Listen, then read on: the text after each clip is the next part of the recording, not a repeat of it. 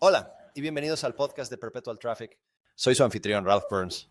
Aquí es donde hablamos de ventas, marketing y no hablamos sobre el tipo de muebles de jardín que deberías tener en esta época del año. El actor Tom A. Shipley. Nuestras introducciones en Perpetual Traffic son únicas. No estamos muy seguros de si eso es exactamente el tipo de cosa que nos atraerá más oyentes aquí, pero hoy no vamos a hablar de nada ridículo. Estamos hablando de cosas serias. Tengo a Tom Shipley aquí. Y Tomes, si no sabes quién es este tipo, es un emprendedor en serie. Solo voy a leer lo que me escribió porque es tan bueno. Ex operador de fuerzas especiales, lo cual ni siquiera sabía de alguna manera.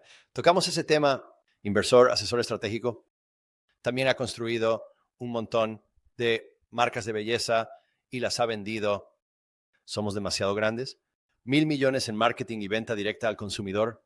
Ha recaudado 100 millones en capital privado. Él se dedica a la agregación de Amazon. También se dedica a la recaudación de fondos de capital privado.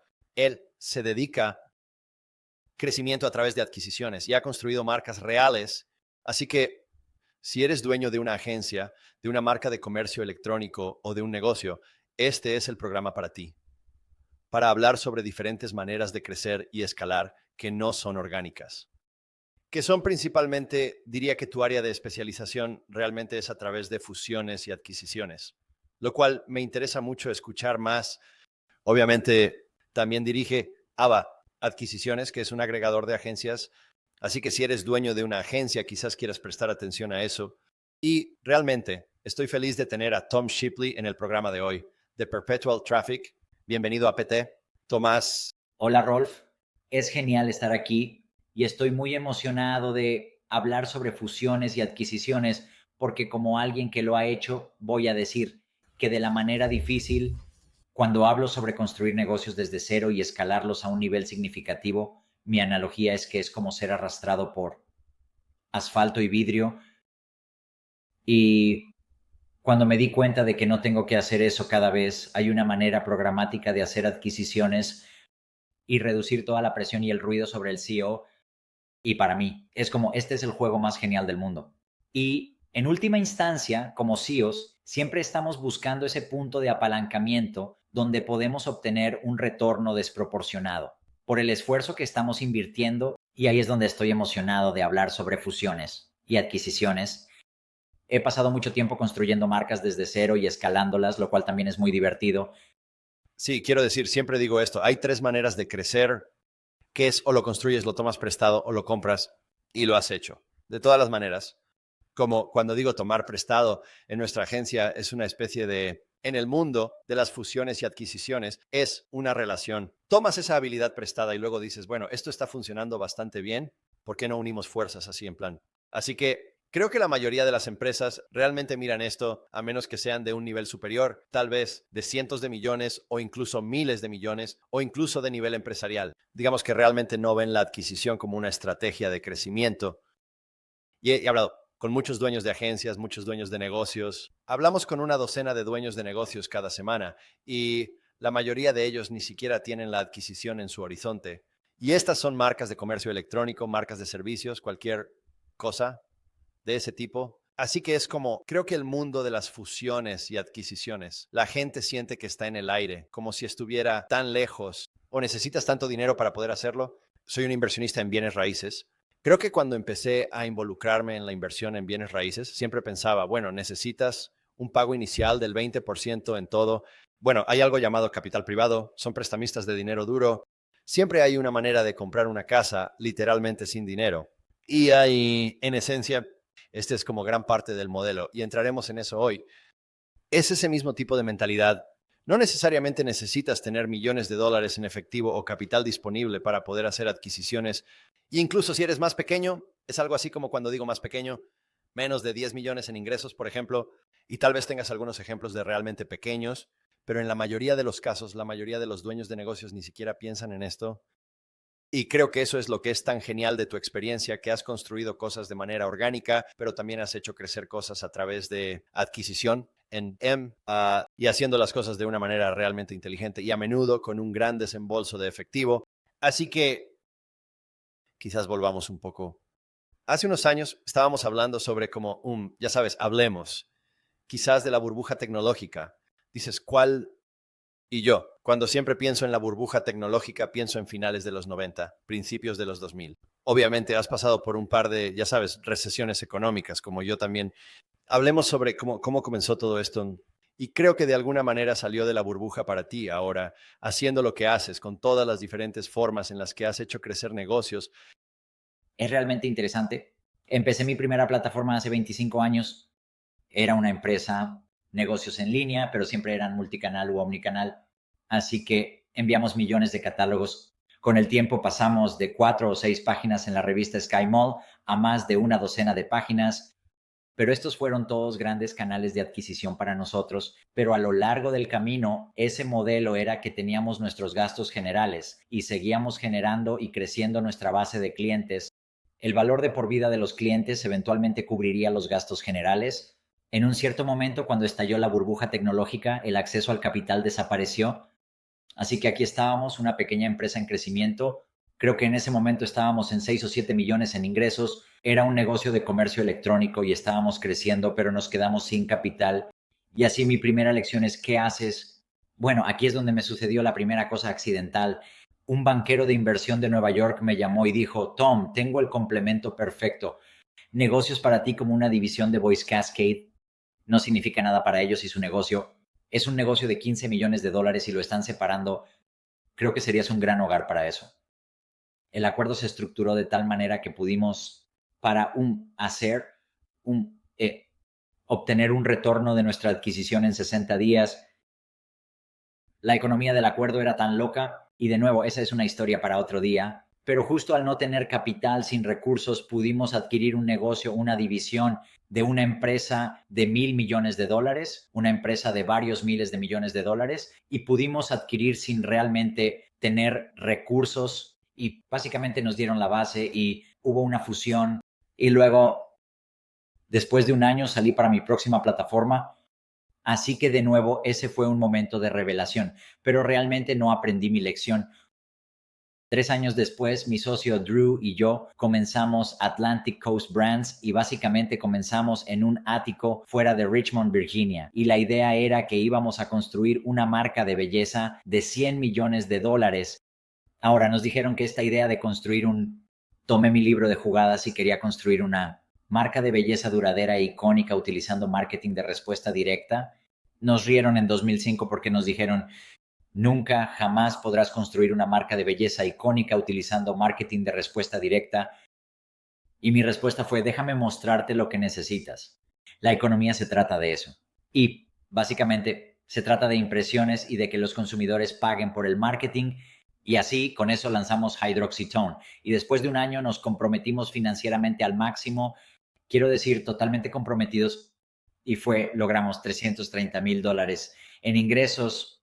Ahora, para ustedes, emprendedores que les gusta recordar recuerdos dolorosos, yo tenía 2 niños pequeños y él tenía 2 niños pequeños. Llegamos al punto en que no sabíamos cómo alimentar a nuestras familias.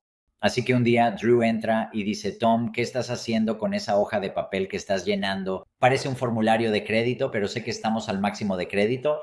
Tarjetas al máximo. Sé que no podemos obtener más. Sé que nuestra casa está hipotecada. ¿Y eso qué significa? Dije, tengo 2 coches. ¿Puedo sacar préstamos contra mis coches? Él dijo, imprime uno de esos para mí.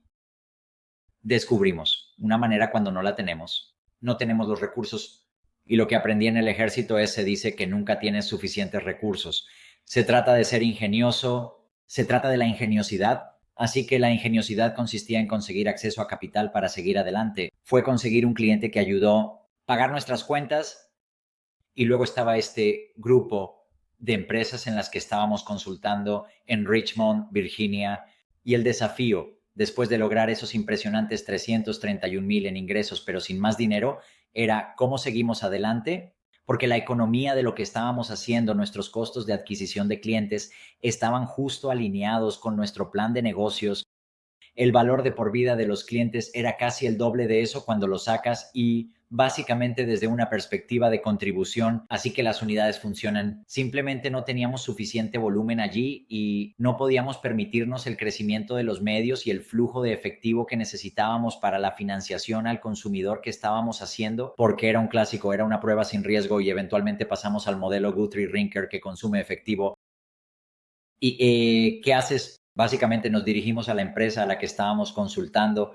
Dijimos, ¿nos encanta tu negocio? Tienes este negocio de $15 millones ganando, haciendo 1,5 millones de BEBIT al año, o vamos a replicar lo que estás haciendo o queremos comprarte.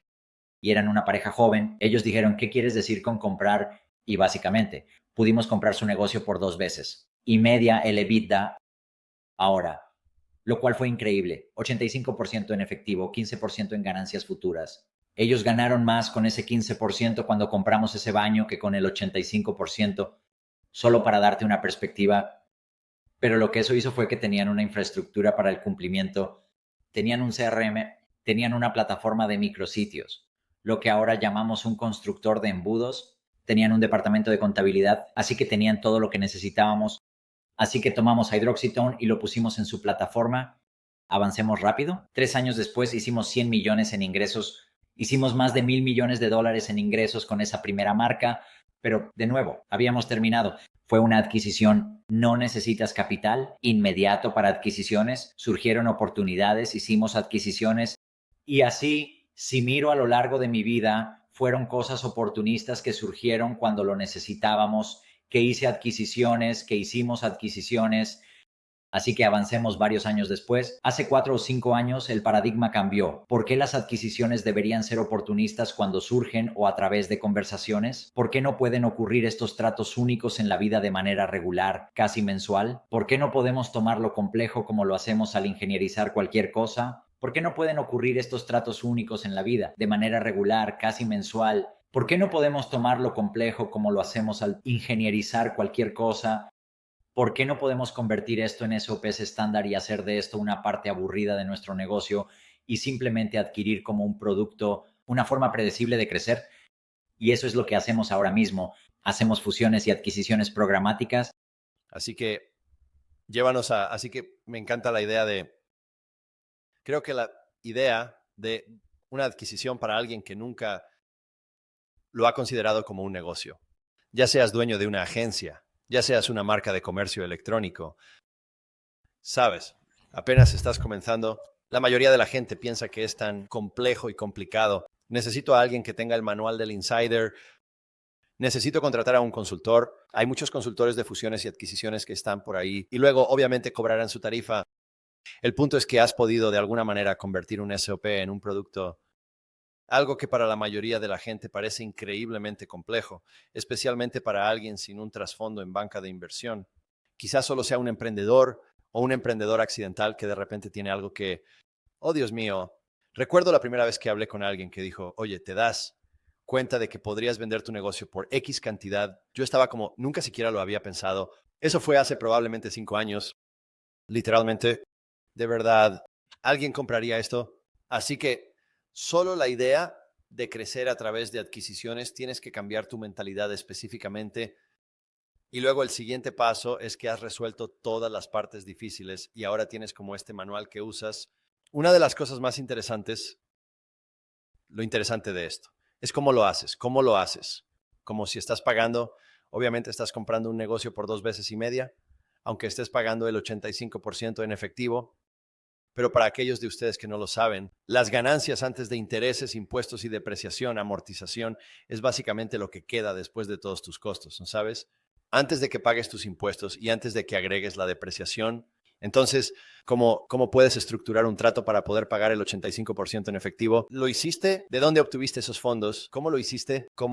Hablemos un poco sobre eso. Es una gran pregunta. Así que lo primero que hice fue empezamos a preguntar a nuestros contadores y a nuestra red de profesionales. ¿Conoces a alguien que pueda ayudarnos a recaudar fondos para esto? Resulta que nos presentaron a un caballero que de hecho se especializaba en deuda mezzanine.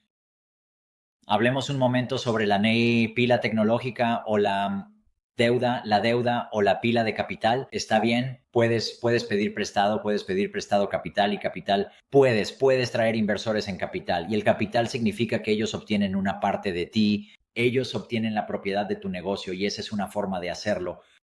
También puedes hacer deuda pura. Si piensas que vas a pedir prestado dinero de tu banco, la probabilidad es extremadamente pequeña. Hay muchos fondos y grupos de capital que están ahí para ofrecerte préstamos para adquisiciones y hay prestamistas de deuda mezzanine. Y la deuda mezzanine se sitúa en algún lugar entre el capital y la deuda. Ellos toman una pequeña parte de capital y cobran deuda. Ahora, entiende que la tasa de interés que te voy a compartir podría ser alta. Ellos están cobrando en torno a los 15%, que es lo que finalmente cobran con lo que ganan del capital. Quieren estar en torno al 20%, pero si piensas en el valor de lo que estás comprando y en la rentabilidad que estás adquiriendo, el retorno de inversión, ROI, es enorme. Si sabes cómo operar el negocio que estás comprando, estás adquiriendo. Así que, de nuevo, el retorno de inversión, ROI, es significativo y la deuda nunca debería asustarte si eres responsable desde esa perspectiva. Así que salimos, nos presentaron a un tipo que se especializaba en préstamos mezzanine. Él nos presentó, se puso en contacto, fue y ayudó a construir la presentación, a construir el modelo.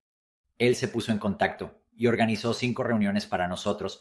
Recibimos 3 hojas de términos, elegimos lo que sentimos que era nuestro favorito, el que parecía ser el más paciente, maduro y experimentado de los prestamistas mezzanine y resultaron ser un gran socio para nosotros, pero eso es realmente todo.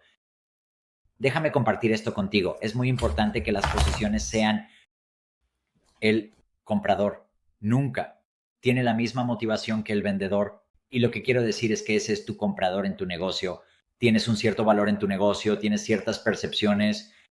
Automáticamente piensas que yo soy un emprendedor y que la persona que está vendiendo su negocio tiene la misma motivación que yo.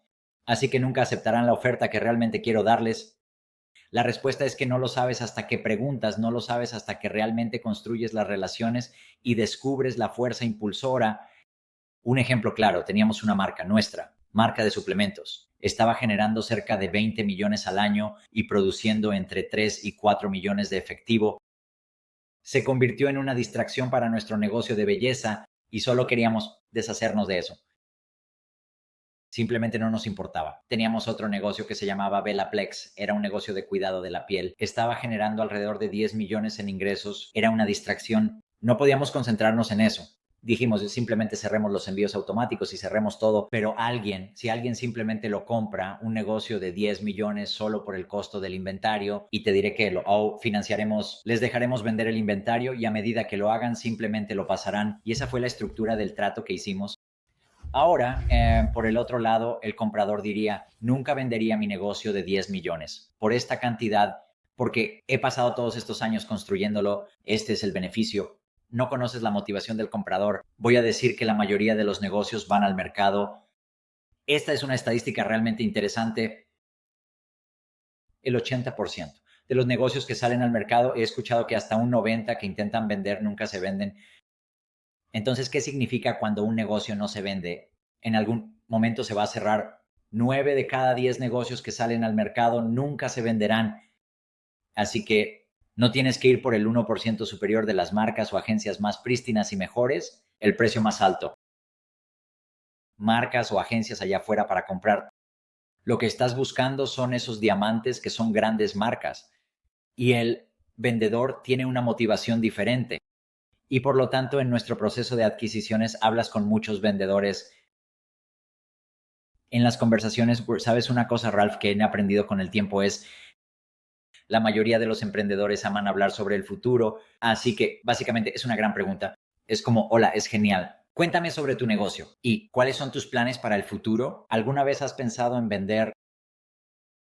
Podrías tener en cualquier conferencia y luego incluso te acercas a la persona dice que el próximo año podría ser la persona a la que le compres. Estás comprando su negocio en el futuro. ¿Eso pasa? Es asombroso cuando haces esa pregunta o simplemente sobre el futuro. ¿Cuáles son tus planes? ¿Cuáles son planes para tu negocio? tienes 100%, y en el mundo de las agencias estoy viendo acuerdos donde hay un 70% de efectivo al cierre. Estoy viendo acuerdos donde no hay, muchos acuerdos donde no hay efectivo al cierre. Estoy viendo, ya sabes, una cantidad decente de acuerdos con un 10 a 20% de efectivo al cierre. Ahora, cuando hablas de un 10 a 20%, hay tantas fuentes de capital para eso porque las hay. De nuevo, si quieres acceder a capital caro, hay prestamistas de dinero duro que básicamente te darán un mes de ingresos. Hay inversión. Hay al menos una firma de banca de inversión que no solo te trae negocios, sino que también aportará entre $500,000 y $2 millones de capital a la mesa con el trato. Así que, oye, si compras una de nuestras agencias, en realidad la financiaremos si te aprobamos. Así que, de nuevo, hay tantas fuentes diferentes de capital y conozco cientos de ellas porque he estado jugando este juego durante mucho tiempo. Se trata básicamente de creatividad, pero si lo ves como cualquier juego, como algo doloroso, probablemente lo sea. Si lo ves como un juego, uno emocionante, es muy divertido. Creo que ahí es donde la gente se queda atascada. Creo que piensan que es demasiado complejo y complicado y conseguir el dinero es muy difícil. Oh, tengo que ir a mi banco. Y esas dos cosas son los obstáculos que dicen, está bien, solo voy a crecer por mi cuenta. No voy a pensar siquiera en la adquisición como una forma de crecer en última instancia. La financiación mezzanine, obviamente, es algo que probablemente para muchos oyentes sea como, ¿qué demonios es eso? Nunca he escuchado ese término antes. Así que eso es. Y luego la siguiente pregunta es, ¿a dónde vas? ¿Dónde encuentras a estas personas? ¿Es esto una búsqueda en Google o tienes que ser parte de este club de círculo interno para personas ricas? Como creo que eso es lo que muchas personas con las que he hablado dicen, bueno, ¿dónde encontrarías realmente a estas personas?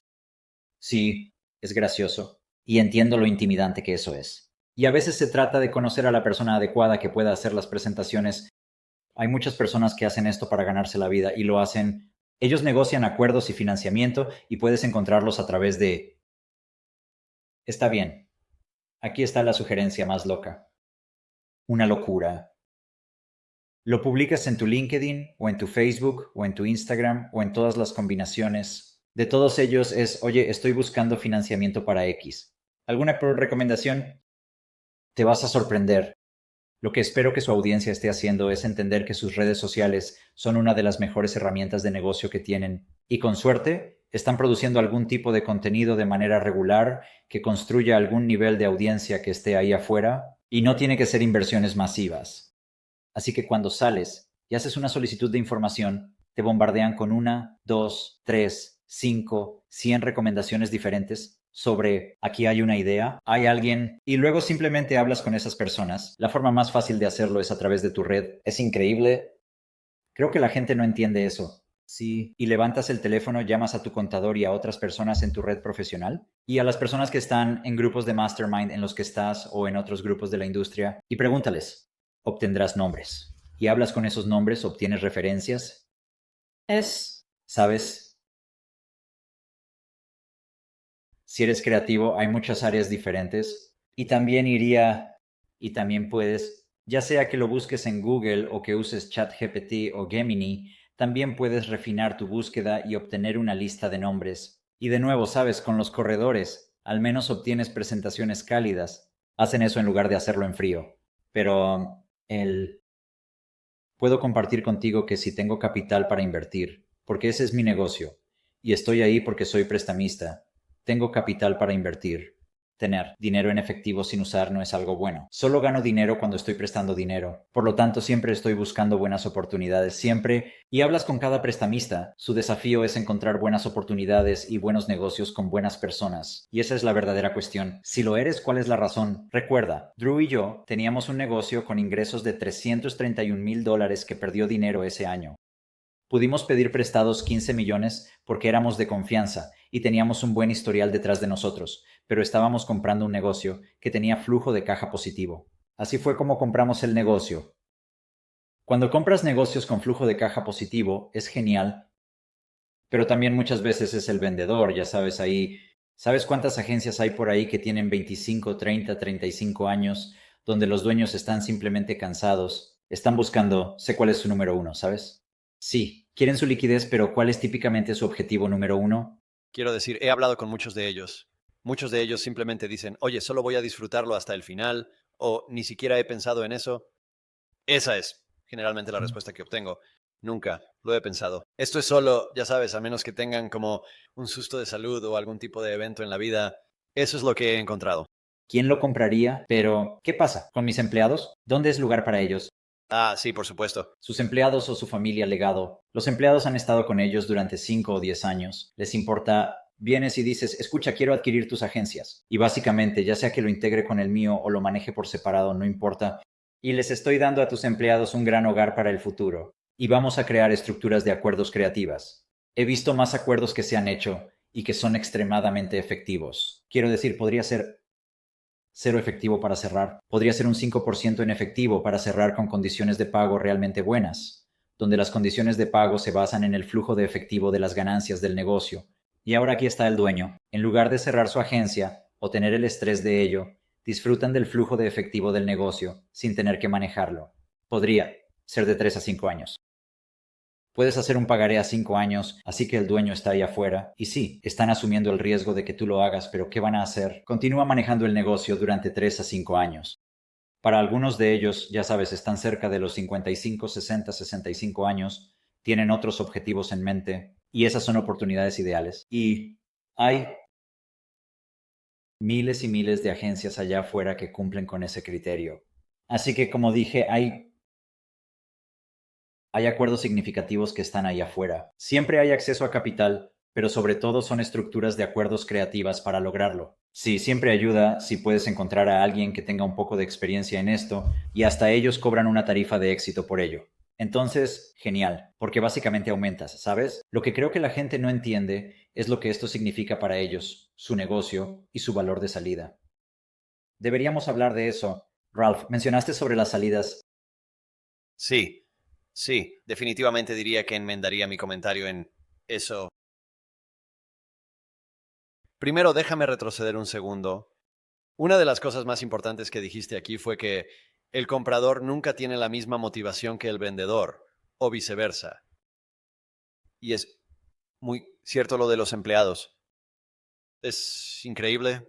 Como hemos hecho algunas adquisiciones, de hecho nos comprometimos contigo en una fusión que íbamos a hacer como AVA, que iba a ser, terminamos cancelándolo, pero tú habrías sido como ese ayudante un poco en el medio. Así que quiero decir, creo que hay valor en tener eso. Mi punto es que en la mayoría de las adquisiciones que hemos hecho y o fusiones, uno de los puntos de negociación más grandes siempre es, quiero mantener a mis empleados, quiero cuidar de ellos, ¿sabes? Por una variedad de razones diferentes. Y eso es, quiero decir, eso es universal. Porque si sientes un sentido de obligación, especialmente si es un negocio más pequeño, como, ya sabes, 20 personas, 30 personas o menos, 10, como que tienen una relación personal con cada una de las personas, así que es casi como que cuanto más pequeño es, más se convierte en un problema. Al menos en mi experiencia. ¿Estarías de acuerdo con eso o en desacuerdo? La respuesta es 100, sí, especialmente la gente es, wow, di el mejor año, di 5 años, ya sabes, ya sea 5 años, 10 años o 15 años, di 5 años o 10 años. Trabajé muy duro para hacer de la agencia un éxito y ahora él acaba de salir y yo estoy desempleado. ¿Él? ¿Me jodió? Sí, no es lo que pasó. No había ninguna intención ahí, pero esa es la percepción de la gente. Así que, y sentirte bien acerca de tu salida, de que cuidaste a la gente. Simplemente hay muchas personas que están programadas de esa manera, pero nunca sabes cuál es la motivación de alguien. Y por lo tanto, tan rápido como sea posible, mientras hago mis primeras llamadas con la gente. Y segundo, darles una encuesta detallada para que la completen. Realmente trata de entender sus verdaderas motivaciones. Porque una vez que entiendo qué es lo que los motiva, y el problema es que la mayoría de los vendedores crean una narrativa sobre lo que creen que quieres escuchar. Y te prometo esto, que cuando estoy comprando una empresa, quiero que me digas la verdad. De lo contrario, ambos vamos a salir perjudicados de esto. La primera agencia que compramos con Ava, el CEO quería estar al mando y ser la persona principal, y el dueño quería alejarse del negocio. Bueno, dado que el CEO ya estaba en su lugar, realmente ayudó a hacer eso.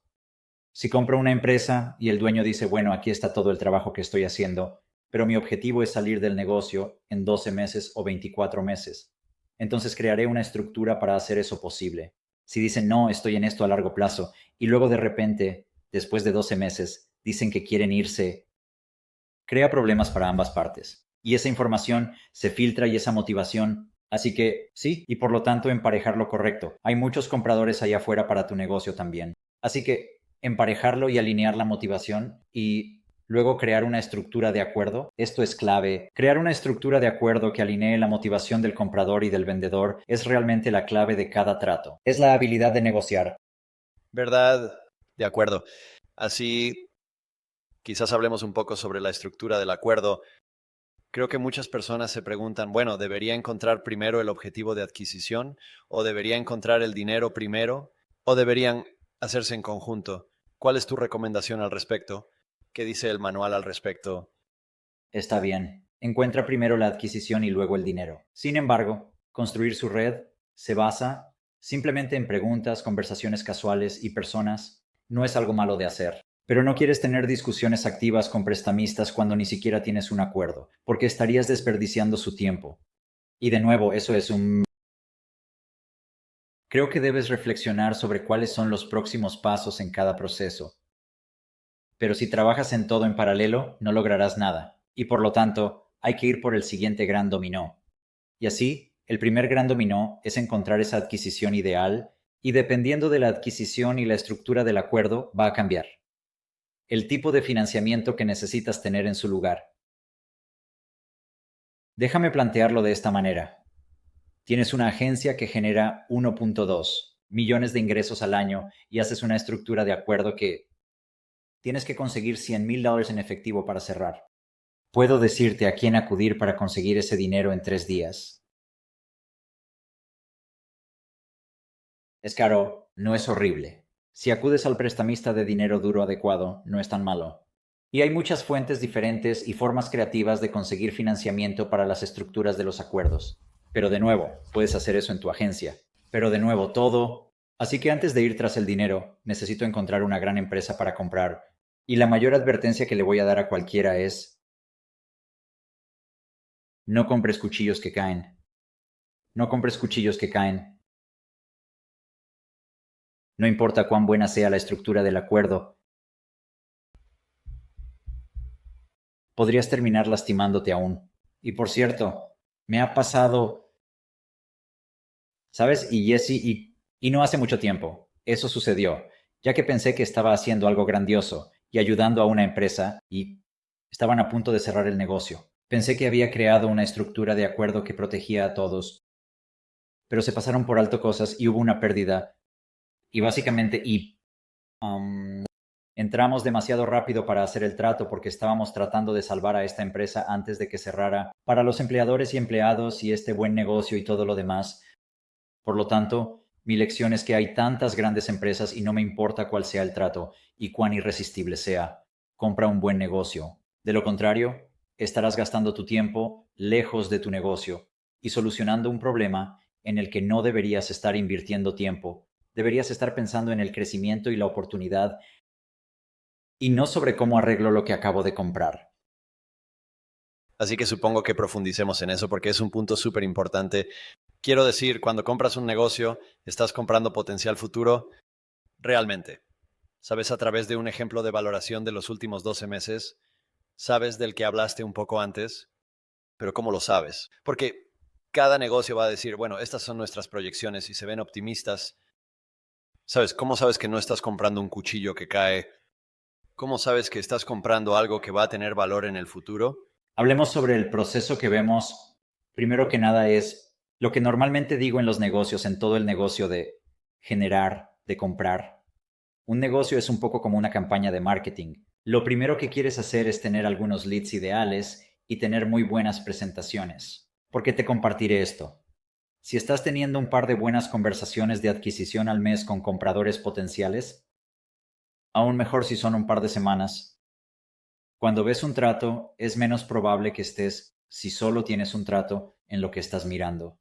Y es un proceso competitivo. Y es que con un corredor es más probable que te quedes atrapado en el impulso y entres en el sesgo de deseabilidad y el sesgo de compromiso. Y por lo tanto, no estás mirando los datos de manera tan objetiva como si tuvieras muchas opciones a la mano. Así que lo primero que haces es que cuando vas a iniciar el proceso y tienes tu llamada inicial, siempre quieres tener tu lista de prediligencia previa bastante corta, y es antes de que entres en cualquier tipo de gastos significativos en la debida diligencia, quieres entender cuáles son las cosas más importantes sobre este negocio que debes comprender. Cuando estoy mirando una agencia, ¿qué es lo que busco? Quiero saber sus ingresos y su rentabilidad de los últimos 3 años, mes a mes. Y esa es la primera cosa que miro. Claro. Lo siguiente que quiero ver de los últimos 24 meses es su ingreso por cliente. Porque si miro esto, tienes que tener mucho, mucho cuidado, y te contaré una historia sobre esto en un minuto, sobre algunas cosas. Cuando esto sucede, es que si miras sus ingresos por cliente y ves que sus ingresos por línea de negocio son bastante consistentes y están creciendo, pero los clientes están abandonando y acaban de perder a sus 2 clientes más grandes, y los reemplazan con un puñado de clientes más pequeños. Pero de nuevo, lo que estás buscando es esa estabilidad histórica, que es un indicador bastante bueno de lo que va a suceder. Si un negocio está creciendo un 10% y su tasa de deserción es baja, y han mantenido consistentemente a sus clientes durante 2 o 3 años, y la pregunta que estaba haciendo al principio, en la discusión inicial con ellos es, ¿qué porcentaje de su negocio es de retención versus qué porcentaje de su negocio es trabajo por proyectos? El desafío con mucho trabajo por proyectos es que estás constantemente buscando nuevos negocios y apurándote. El trabajo de retención es realmente bueno. Cuando tienen una cantidad fija de clientes, pagan una cantidad mixta, ya sea en contratos anuales o en contratos de varios años. Así que esos son indicadores clave. Así que es un seguimiento. ¿Cómo sé si tienen clientes consistentes que se quedan, también tienen un buen número? Cuando obtienes el desglose de clientes, vas a ver qué porcentaje de sus clientes proviene o qué porcentaje de los ingresos proviene de un solo cliente. Si tienen clientes significativos, digamos que 2 clientes representan el 80% de su negocio. ¿Qué tan arriesgado es si 1 o 2 de esos clientes se van? Así que, de nuevo, esa es la predictibilidad de si vale la pena entrar y cuán arriesgado es esto. Así que, por eso dije, esas son cosas. Las cosas iniciales que miro son su rentabilidad, su estado de resultados y miro sus ingresos por cliente. Al menos eso me da una idea de ello. Luego miro la calidad del trabajo. Hay otras cosas que considerar, pero incluso para elaborar un documento de términos, hablaré sobre la estructura del acuerdo antes de ver. Entendido. Tiene sentido. ¿Qué tal en el lado del comercio electrónico? Has hecho una buena cantidad de fusiones y adquisiciones por allá. ¿Qué buscas ahí?